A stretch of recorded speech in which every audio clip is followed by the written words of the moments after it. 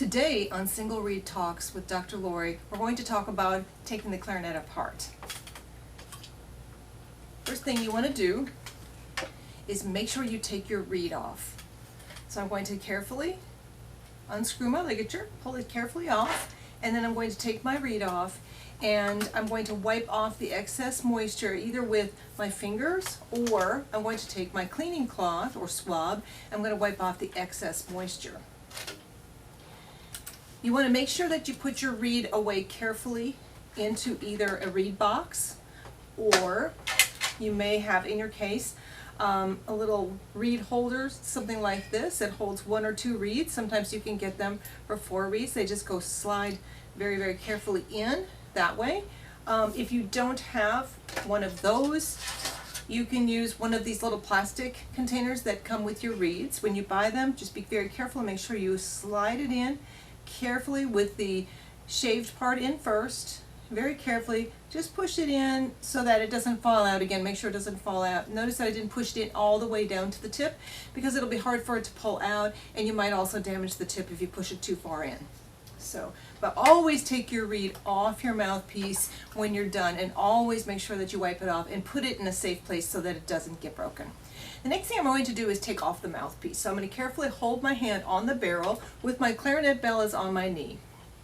I'm going to gently twist and pull, and I'm not going to run my swab through the mouthpiece. I'm going to just take part of my swab and I'm going to wipe out the bottom and wipe out the top, because a lot of moisture gets in there, and if you don't wipe out your mouthpiece and take your reed off and stuff, that can get very, very gunky and yucky inside there. So you want to make sure that you wipe that out really good. And what I'm going to do now is I'm going to take my ligature again. I'm going to put it right back on my mouthpiece. I'm not going to tighten it this time. And then I'm going to take my mouthpiece cap and put that on too, because we want to keep the mouthpiece safe. So I'm going to put this in my case. Now I'm going to start with the clarinet body. Instead of taking off piece by piece, I'm going to run the whole swab right through, but I'm going to run it from the bell down. So when I do that, I'm going to hold the clarinet in a place where you're not going to break any keys or disturb any keys. So I like to hold it down here on the lower joint, whereas like here, and then I take my swab, and the swab has a weighted end on it, so it's heavy. So I'm going to drop the weighted end in, let that go all the way to the bottom, and you see that it comes out on the bottom here. When you pull your swab through, make sure that you're very carefully pull it, don't pull it fast, pull it slow, and kind of glide it downward. There are some keys, or actually one little vent key that sticks down right about here, and if you pull too fast, it's a chance that you might get it stuck in there, and so very carefully make sure you pull through. Okay. And take the barrel off, and I'm going to wipe out the inside here because sometimes moisture can be stuck in that little area. So I'm going to wipe that out really good. Then I'm going to put that in my case. Then I'm going to take off the top joint or the upper joint. I'm going to hold it again in an area where there are not very many keys, and the same thing with my other hand. I'm going to hold down here where there's not very many keys. Gently twist, being careful of the bridge key right here. So when you pull it apart, you want to be very careful to just gently twist and pull it apart without cranking it back and forth too much. So gently twist and pull it apart. Very good. And then you take your swab, and I like to just wipe it out again, just the ends, because if you've played a lot, you'll notice that when you take your clarinet apart, there's a lot of extra moisture on the ends right where the corks are. And you want to make sure that those stay very, very nice and dry. Okay. Next thing would be the lower joint from the bell. So I'm going to, again, hold it in an area where there's not many keys, grasp the bell, gently twist and pull, and then you have this end here. I'm going to wipe it, and wipe this one, and I'm going to put that back in my case. Okay.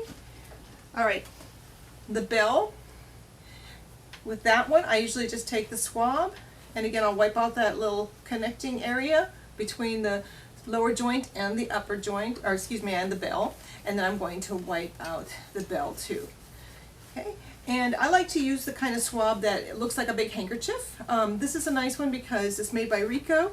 I like to use this one. It's not It's not too stiff, it's kind of a nice sort of polyester. I think you can buy them in silk or in cotton, but you want to just be able to pull it through without any tugging or anything that's going to stop it. So if the material is too thick, it's going to be really, really difficult to get it through. So I like these handkerchief style. There's lots of different brands that you can buy. You don't have to buy this one, but this is just an example of one. You can also get, if you have, and sometimes it comes in the cleaning kits, are these nice cloths that you can get to help, you know, kind of wipe off your instrument a little bit too. This is a nice cloth that's made by Bakun. It's a very nice cloth that I'm going to use to just wipe off my bell to get rid of some excess fingerprints, because I want to keep the wood really nice and shiny on there. I'm going to put that back in, and I could have done the same thing here on these. Wipe off the wood and also wipe off the key area, because at times we can get moisture coming out of those keys, and you want to make sure that you don't have that happening either. So I'm going to just quickly kind of wipe those off. Now I'm doing all of these things, and you're going to say, I don't have time to do all that, and true, you may not have time to do all that after band. You may have to hurry, but if you can, one major thing you do need to remember to do is always take off the reed, put it in a safe place, and put your mouthpiece cap back on your mouthpiece. Put the ligature on, mouthpiece cap on. That's one of the most important things. So if you don't have time to run the swab through right after band, when you get home, you can take your clarinet out and make sure that you clean it really carefully when you do that. So that's the basics of taking the clarinet apart, putting it away, and keeping it safe. We'll see you the next time.